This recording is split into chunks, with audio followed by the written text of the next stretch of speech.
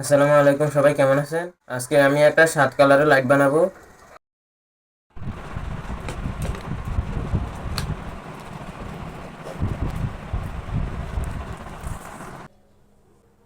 এটা সাদা রং জ্বলতেছে, ক্যামেরার কারণে এরকম লাগতেছে।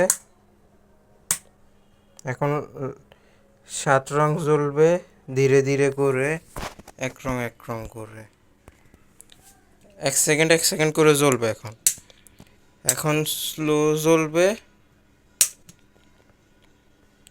স্লো 7 রং জ্বলবে।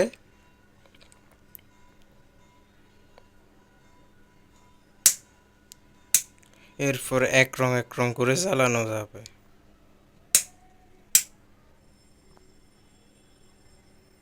এখন সবুজ, নীল, পিঙ্ক, ইয়েলো। ইয়েলোটা এখানে সাদা দেখাচ্ছে ক্যামেরার কারণে।